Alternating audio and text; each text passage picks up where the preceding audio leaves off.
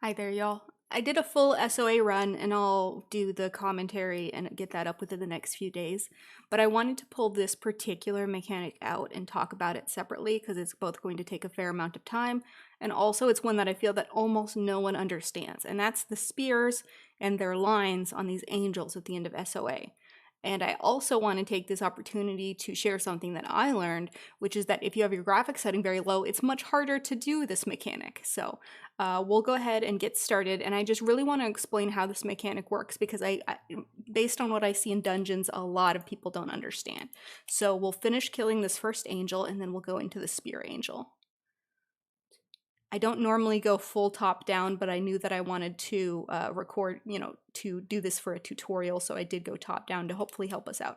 So here's the mechanic we're talking about, charged spear. She's picking someone, she's picked this shaman, so we see the shaman get a swirl under their feet up here on the top, and then the shaman moves out, and the spear will eventually land and appear there. So okay, so now we have this spear here. So what am I talking about? Why am I recording this video? Because the way the spears work is something that you can actually plan for and play around if you're paying attention. So let's talk about what this looks like. What you need to know when dealing with this spear is where the boss was at the where the boss was at the time that the spear was thrown, and obviously where the spear was thrown. We can always tell where the spear was thrown because there's a huge freaking spear there, but the boss might move. So it's important to keep in mind where the boss was. And the reason for that is because here's how you do this mechanic. Once the spear is thrown, ooh, big star, we want a line. Once the spear is thrown, the lines that come out of it are going to go in cardinal directions similar to Pride, and one of the lines will always point towards where the boss was at the time that spear was thrown. So we know that from this spear, the lines will always go like this. So let's go ahead and see how that plays out on the video, keeping in mind that, like I said, I've learned some stuff about the graphics. So again, one of the lines is going to come out of that spear and it is going to go directly toward the boss, while the other one is going to go towards that shaman, so they are in a bad spot, and then away from the shaman and then away from the boss. So this is what I'm talking about the graphics mattering. You can see this very slight shadow here moving in. That's the very damaging line that poor shaman just got hit by. This is a big mistake on Blizzard's part. This is not cool. They should have made this more visible to people with playing on lower graphics. I don't normally play on low graphics. This is only when I'm recording things for tutorials, so I hadn't realized how hard this is for some players to see. And in fact, I think I get hit by one here because I didn't realize it was coming because it's so light and I just didn't see it. So just a reason to turn up your graphics if you're doing SoA.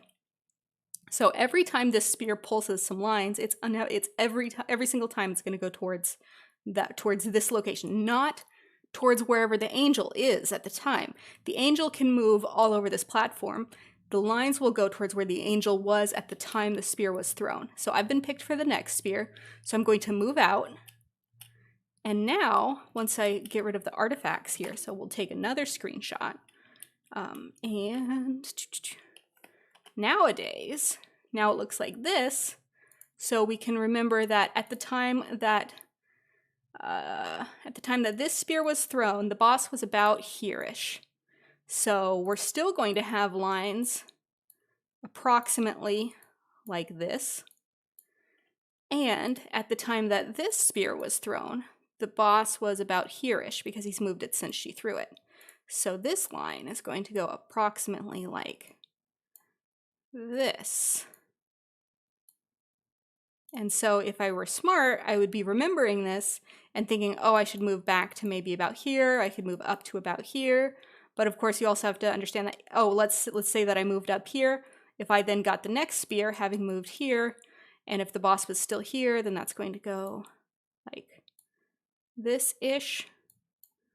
And so you just want to plan where you're placing your spears and remember where the boss was at the time that the spear was thrown. So we'll keep playing this out and I'll also show you the graphics differences. So here's some more very hard to see lines coming out of this one. And then here's a very hard line to see coming out of this one. Like I said, I didn't even notice this until I went back and looked at the recording. I didn't notice these shadows were even here. I just thought I literally couldn't see anything. And so it is by pure merit, it is just by knowing this mechanic that I thought, oh, this line should be coming out of here based on where it was placed. Let me back up. And that's how I narrowly escaped getting hit by that. So I got picked again. So this is actually theoretically good because now then this line will go here, this line will go here, this line will go here. So I'm creating kind of a wall of lines. Unfortunately, I go and stand immediately inside of one. So that did not end well for me. And I'm about to get hit by, no. I'm panicking and realizing what is going on, turning up my graphics as quick as I can without dying.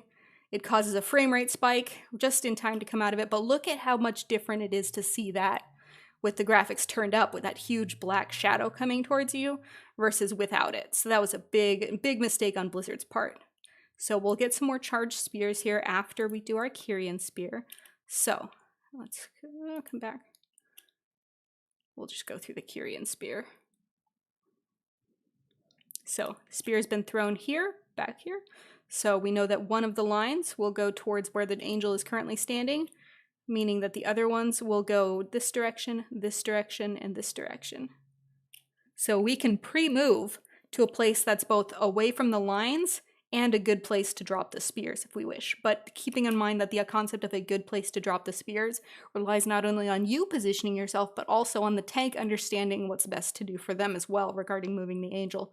So if you have a group that you're always doing this with, it is probably worthwhile if you really want to like push keys for really realsies to plan like your movement and placement of these things on this dungeon. However, for 15s, it's not necessary. For pugs, it's probably not even worth the effort.